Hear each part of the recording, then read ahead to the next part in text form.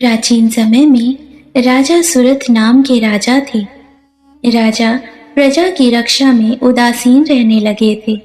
परिणाम स्वरूप पड़ोस के राजा ने उस पर चढ़ाई कर दी।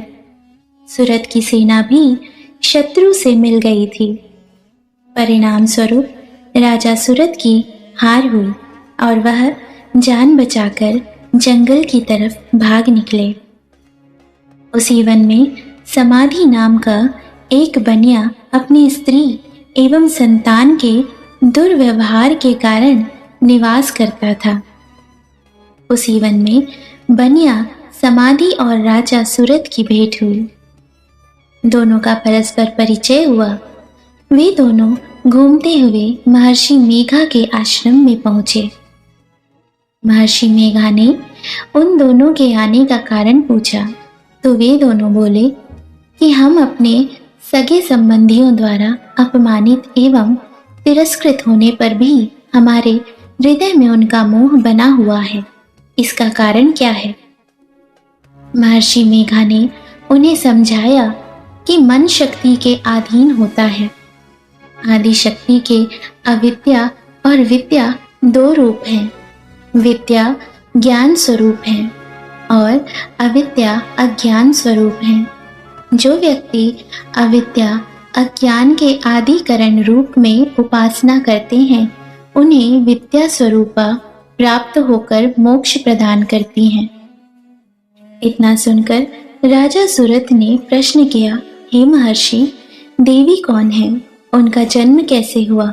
महर्षि बोले, आप जिस देवी के विषय में पूछ रहे हैं वह नित्य स्वरूपा और विश्वव्यापिनी है। उनके बारे में ध्यानपूर्वक सुनो। कल्पांत के समय विष्णु भगवान क्षीर सागर में अनंत शैया पर शयन कर रहे थे। तब उनके दोनों कानों से मधु और कैटब नाम के दो दैत्य उत्पन्न हुए।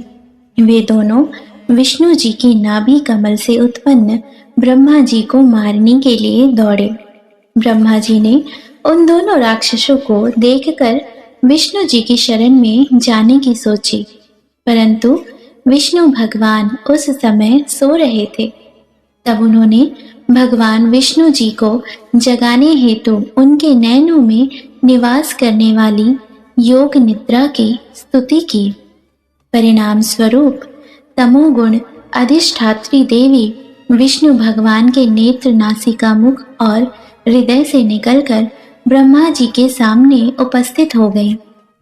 योग निद्रा के निकलते ही विष्णु भगवान उठकर बैठ गए और भगवान विष्णु और उन राक्षसों में 5000 साल तक युद्ध चलता रहा। अंत में मधु और कैटब दोनों राक्षस मारे गए।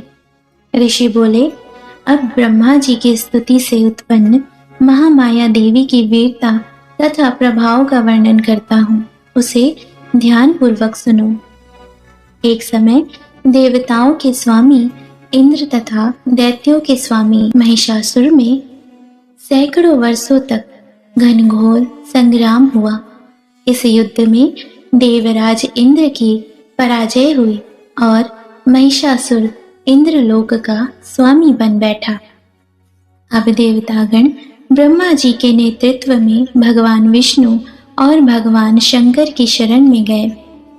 देवताओं की बातें सुनकर भगवान विष्णु तथा भगवान शंकर क्रोधित हुए। भगवान विष्णु के मुख तथा ब्रह्मा जी और शिव जी तथा इंद्र आदि के शरीर से एक तेज पुंज निकला, जिससे समस्त दिशाएं जलने लगी और अंत में यही तेज पुंज एक देवी के रूप में परिवर्तित हो गया। देवी ने सभी देवताओं से आयुध एवं शक्ति प्राप्त करके उच्च स्वर में अट्टहास किया, जिससे तीनों लोकों में हलचल मच गई। महिषासुर अपनी सेना लेकर इस सिंहनाद की ओर दौड़ा। उसने देखा कि देवी के प्रभाव से तीनों लोग आलोकित हो रहे हैं। महिषासुर की देवी के सामने एक भी चाल सफल नहीं हुई और वह देवी के हाथों मारा गया। आगे चलकर यही देवी शुंभ और निशुंभ राक्षसों का वध करने के लिए गौरी देवी के रूप में अवतरित हुई। इन उपरोक्त व्याख्यानों को सुनाकर मेघा ऋषि ने राजा सुरथ तथा बनिया से देवी स्तवन की विधिवत व्याख्या की। राजा और वणिक नदी पर जाकर देवी की तपस्या करने लगे। 3 वर्ष तक घोर तपस्या करने के बाद देवी ने प्रकट होकर उन्हें आशीर्वाद दिया। इससे वणिक संसार के मोह से मुक्त होकर आत्मचिंतन में लग गया और राजा सूरथ ने शत्रुओं पर आक्रमण करके विजय प्राप्त करके अपना वैभव प्राप्त कर लिया। बोलिए जगत जननी भवानी की जय। कैसे हुआ था माँ काली का जन्म? आइए सुनते हैं ये कथा।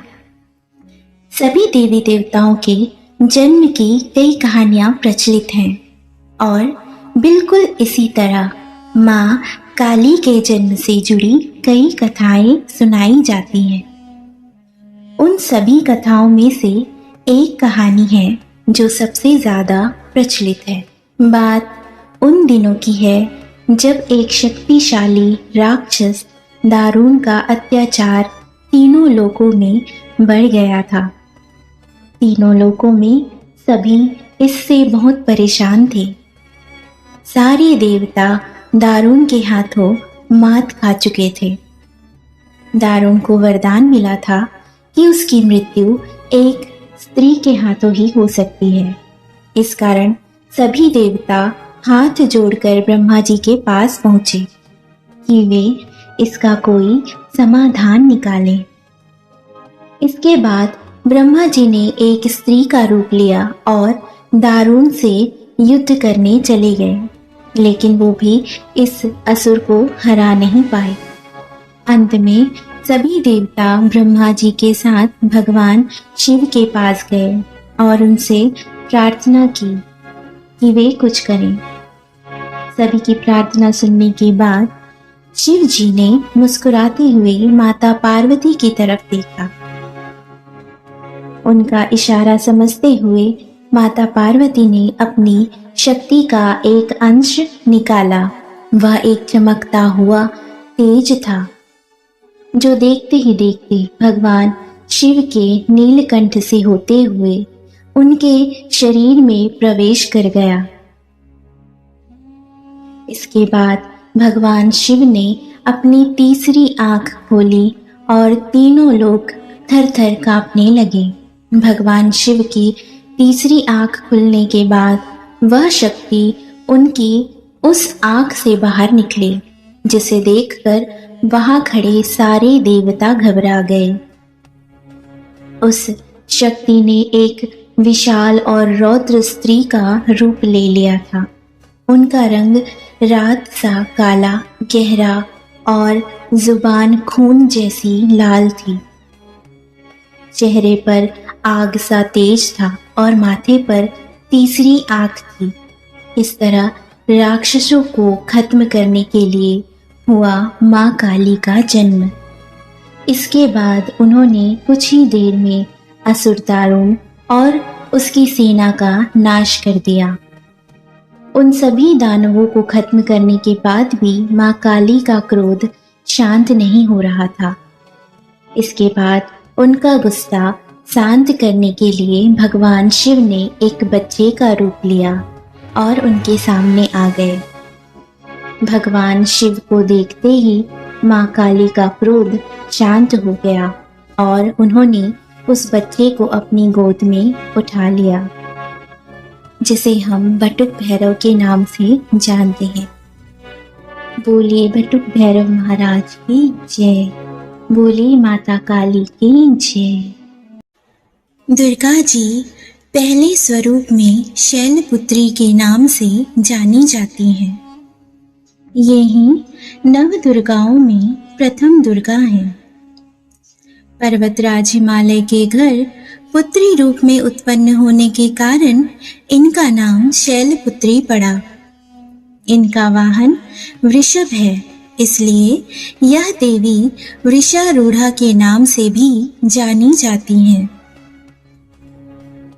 इन देवी ने दाएं हाथ में त्रिशूल धारण कर रखा है और बाएं हाथ में कमल सुशोभित है। ये देवी सती के नाम से भी जानी जाती हैं। उनकी एक मार्मिक कहानी है।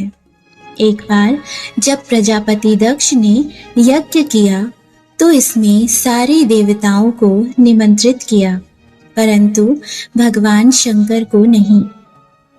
देवी सती यज्ञ में जाने के लिए विकल हो उठी, क्योंकि वह प्रजापति दक्ष की पुत्री थी।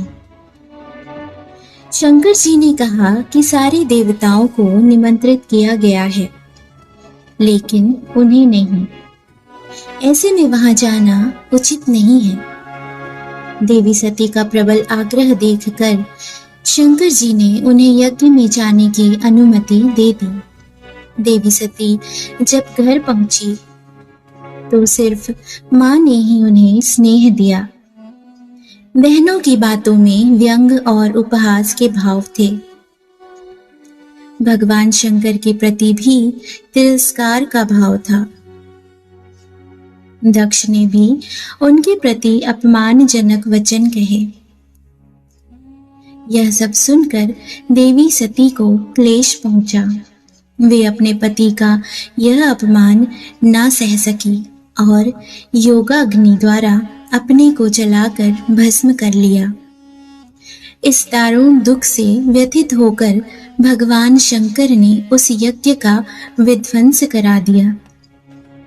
यही देवी सती अगले जन्म में शैलराज हिमालय की पुत्री के रूप में जन्मी और शैलपुत्री कहलाईं।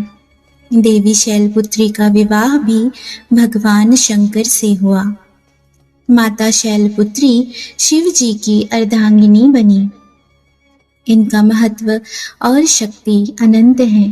माता पार्वती और माता हेमवती भी इन्हीं देवी के अन्य नाम हैं। वंदे वांछित लाभाय चंद्रार्धकृत शेखरां वृषारूढ़ां शूलधरां शैलपुत्रीं यशस्विनीं।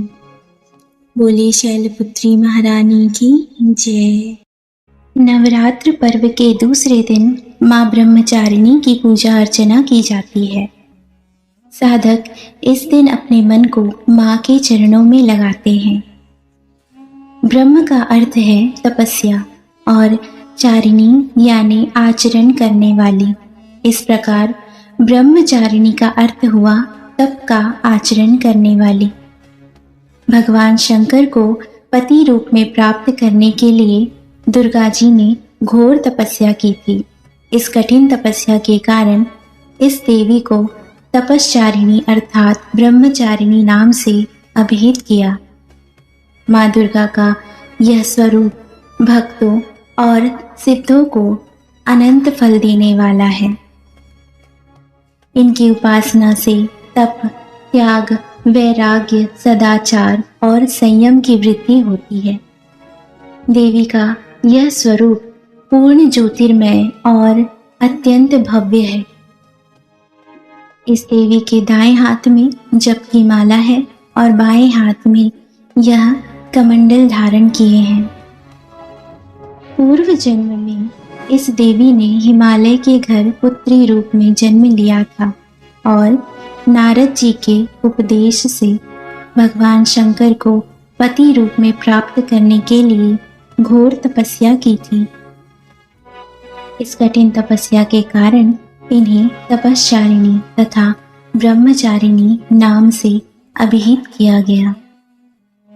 1000 वर्ष तक इन्होंने केवल फल फूल खाकर बिताए और 100 वर्षों तक केवल जमीन पर रहकर शाक पर निर्वाह किया। कुछ दिनों तक कठिन उपवास रखे और खुले आकाश के नीचे वर्षा और धूप के घोर कष्ट सहे। 3000 वर्षों तक टूटे हुए बिल्व पत्र खाए और भगवान शंकर की आराधना करती रही। इसके बाद तो उन्होंने सूखे बिल्व पत्र खाना भी छोड़ दिए। कई हजार वर्षों तक निर्जल और निराहार रहकर तपस्या करती रहीं। पत्तों को खाना छोड़ देने के कारण इनका नाम अपर्णा पड़ गया। कठिन तपस्या के कारण देवी का शरीर एकदम क्षीण हो गया। देवता, ऋषि, सिद्धगण, मुनि सभी ने ब्रह्मचारिणी की तपस्या को अभूतपूर्व पुण्य कृत्य बताया, सराहना की और कहा, हे देवी, आज तक किसी ने इस तरह की कठोर तपस्या नहीं की। यह तुम्ही से ही संभव थी। तुम्हारी मनोकामना परिपूर्ण होगी और भगवान चंद्रमौली शिव जी तुम्हें पति रूप में प्राप्त होंगे। अब तपस्या छोड़कर घर लौट जाओ। जल्द ही तुम्हारे पिता तुम्हें बुलाने आ रहे हैं। इस देवी की कथा का सार यह है कि जीवन के कठिन संघर्षों में भी मन विचलित नहीं होना चाहिए। माँ ब्रह्मचारिणी देवी की कृपा से सर्वसिद्धि प्राप्त होती है। दधाना कर पद्माभ्याम क्षमाला कमंडलु देवी प्रसीदतु मयि ब्रह्मचारिण्यनुत्तमा। बोलिए माता ब्रह्मचारिणी की जय।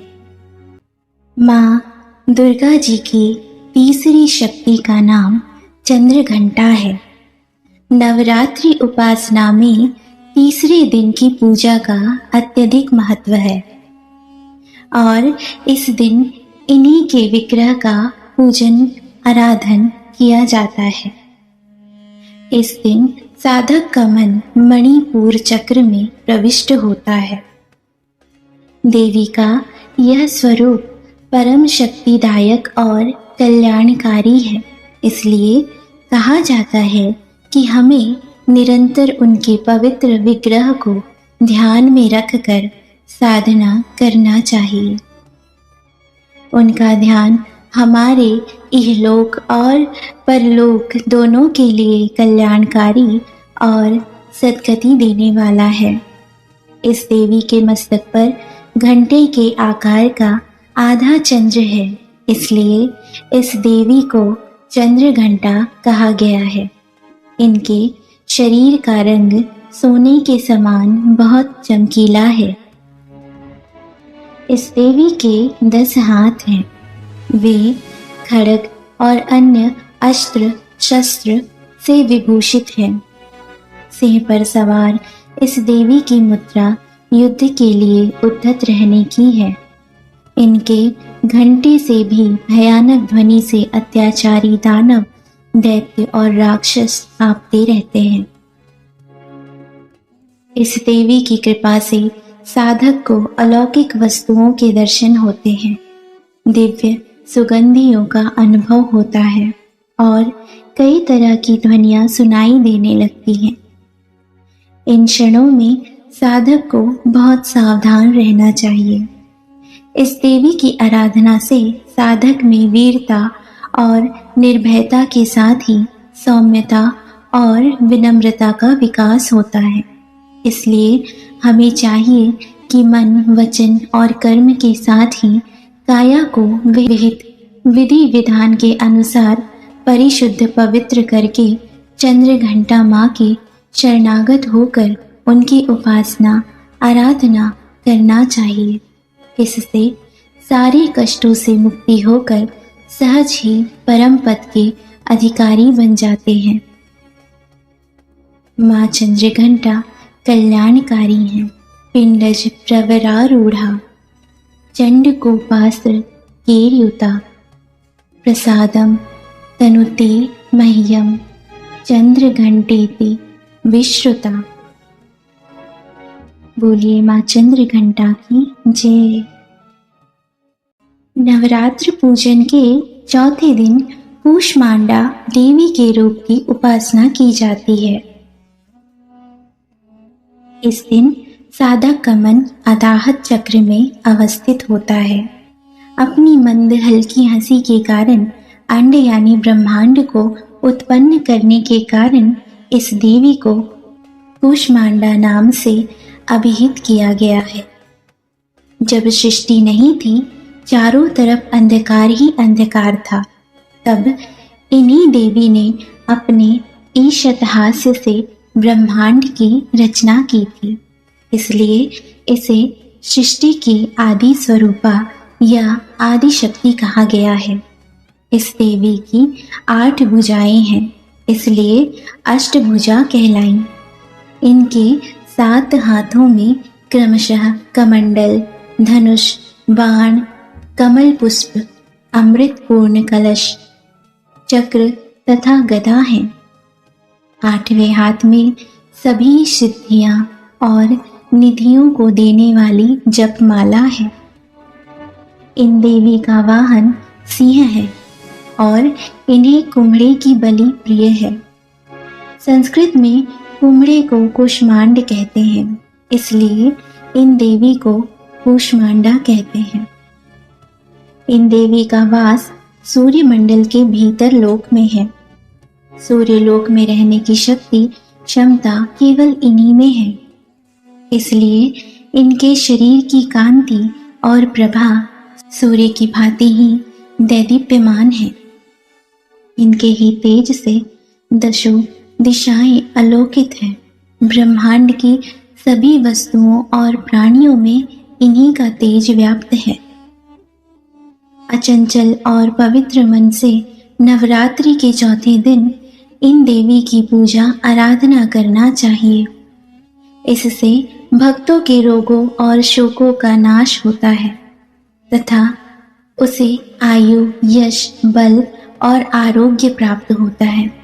यह देवी अत्यल्प सेवा और भक्ति से ही प्रसन्न होकर आशीर्वाद देती हैं। सच्चे मन से पूजा करने वाले को सुगमता से परम पद प्राप्त होता है। विधि विधान से पूजा करने पर भक्त का कम समय में ही कृपा का सूक्ष्म भाव अनुभव होने लगता है। यह देवी आदियों व्याधियों से मुक्त करती है और सभी को सुख, समृद्धि और उन्नति प्रदान करती है।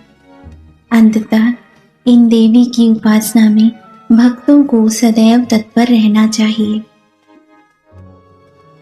सुरा संपूर्ण कलशम रुधिराप्लुतमेव च दधाना हस्त पद्माभ्याम कूष्मांडा शुभतास्तु में।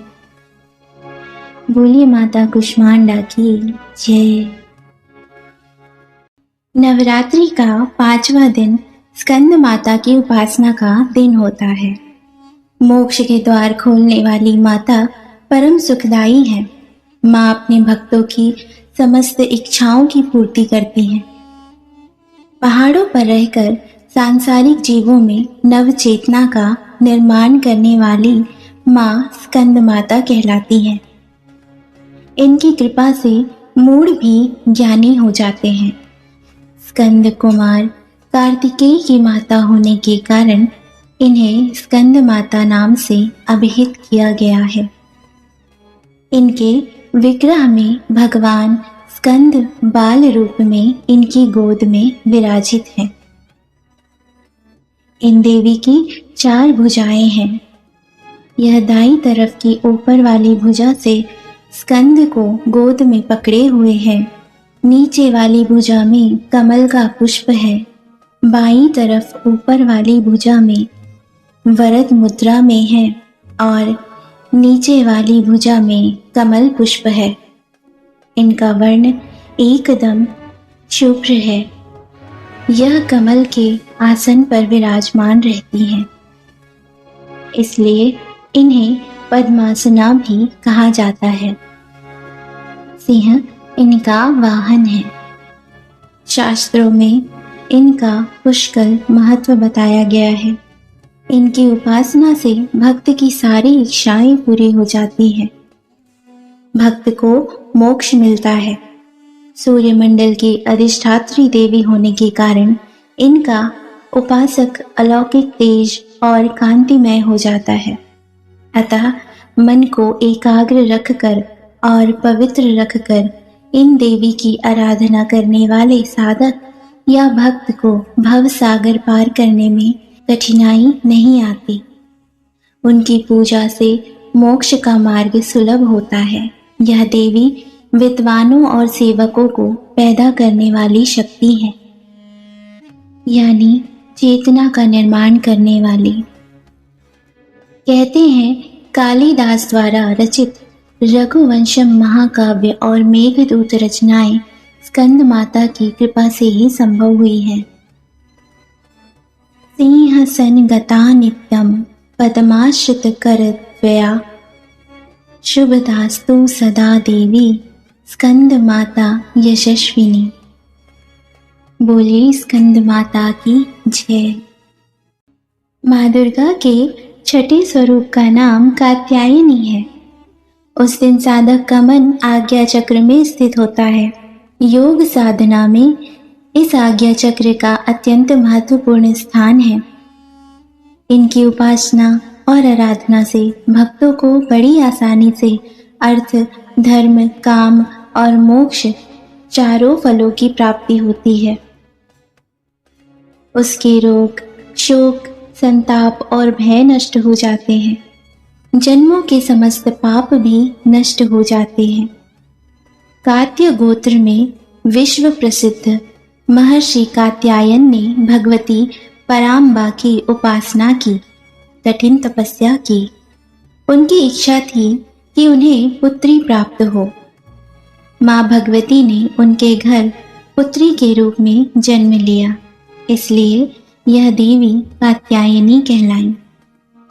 महर्षि कात्यायन चाहते थे कि माँ भगवती उनके घर उनकी पुत्री के रूप में जन्म ले। इनका गुण शोध कार्य है, इसलिए इस वैज्ञानिक युग में कात्यायनी का महत्व सर्वाधिक हो जाता है। इनकी कृपा से ही सारे कार्य पूरे हो जाते हैं। यह वैद्यनाथ नामक स्थान पर प्रकट होकर पूजी गई। माँ कात्यायनी अमोघ फलदायिनी है। भगवान कृष्ण को पति रूप में पाने के लिए व्रज की गोपियों ने इन्हीं की पूजा की थी।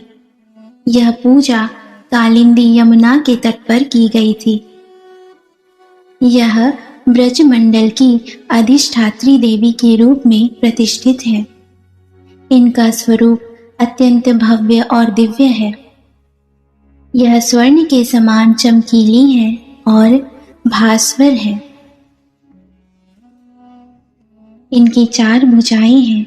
दाईं तरफ का ऊपर वाला हाथ अभय मुद्रा में है तथा नीचे वाला हाथ वर मुद्रा में है। माँ के बाईं तरफ के ऊपर वाले हाथ में तलवार है व नीचे वाले हाथ में कमल का फूल सुशोभित है। इनका वाहन भी सिंह है। इनकी उपासना और आराधना से भक्तों को बड़ी आसानी से अर्थ, धर्म, काम, मोक्ष चारों फलों की प्राप्ति होती है। रोग, शोक, संताप और भय नष्ट हो जाते हैं। जन्मों के समस्त पाप भी नष्ट हो जाते हैं। इसलिए कहा जाता है कि इन देवी की उपासना करने से परम पद की प्राप्ति होती है। चंद्रहासोज्ज्वल करा शार्दूल वरवाहना कात्यायनी शुभम दधा देवी दानव घातिनी। बोलो माँ कात्यायनी की जय। माँ दुर्गा जी की 7वीं शक्ति कालरात्रि के नाम से जानी जाती है। इस दिन साधक का मन सहस्त्रार चक्र में स्थित रहता है। इनका शरीर घने अंधकार की तरह एकदम काला है। नाम से ही जाहिर है कि इनका रूप भयानक है। सिर के बाल बिखरे हुए हैं और गले में विद्युत की तरह चमकने वाली माला है। अंधकारमय स्थितियों का विनाश करने वाली शक्ति है कालरात्रि। काल से भी रक्षा करने वाली यह शक्ति है। इन देवी के 3 नेत्र हैं। यह तीनों ही नेत्र ब्रह्मांड के समान गोल हैं। इनकी सांसों से अग्नि निकलती रहती है। यह गर्दभ की सवारी करती हैं। ऊपर उठे दाहिने हाथ की वर मुद्रा भक्तों को वर देती है।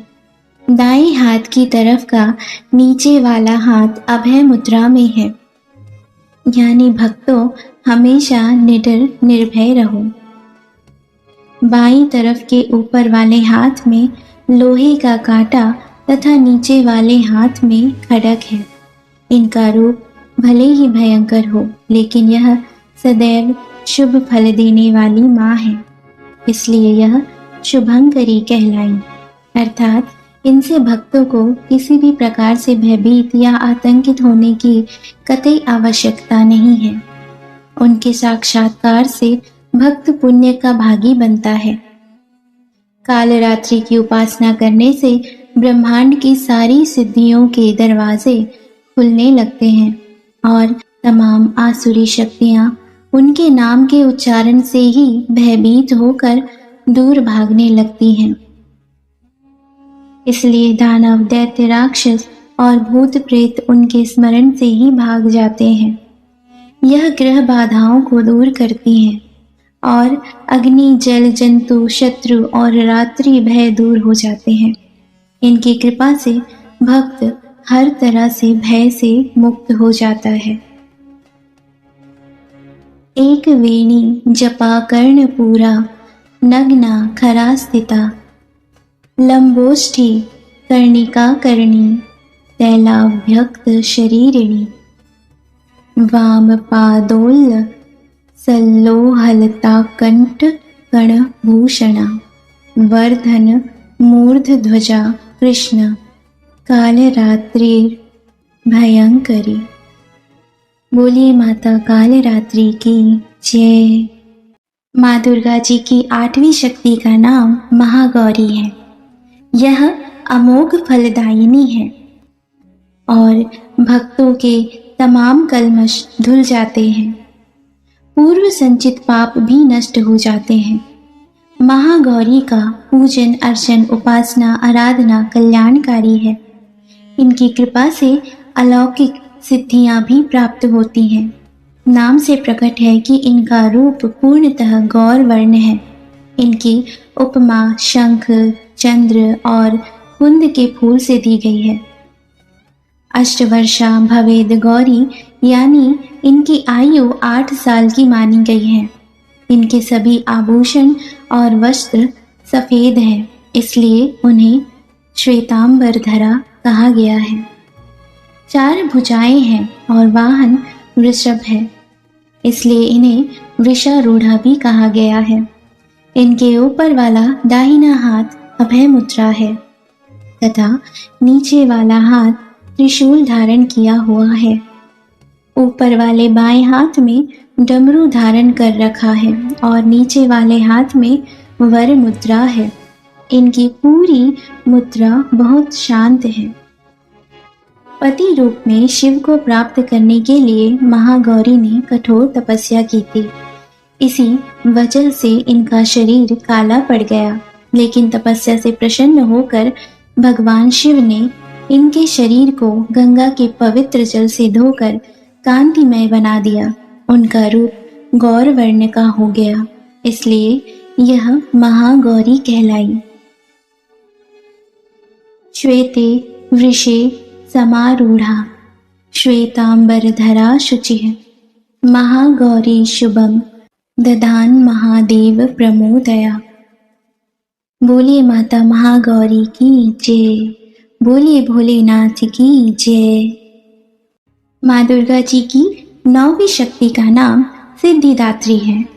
ये सभी प्रकार की सिद्धियों को देने वाली है। इस दिन शास्त्रीय विधि विधान और पूर्ण निष्ठा के साथ साधना करने वाले साधक को सभी सिद्धियों की प्राप्ति हो जाती है। उपासक या भक्त पर इनकी कृपा से कठिन कार्य भी चुटकी में संभव हो जाते हैं। हिमाचल के नंदा पर्वत पर इनका प्रसिद्ध तीर्थ है।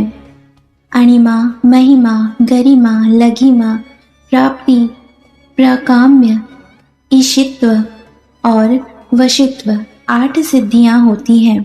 इसलिए इन देवी की सच्चे मन से विधि विधान से उपासना आराधना करने से यह सभी सिद्धियां प्राप्त की जा सकती हैं। भगवान शिव ने भी इन देवी की कृपा से यह तमाम सिद्धियां प्राप्त की थी।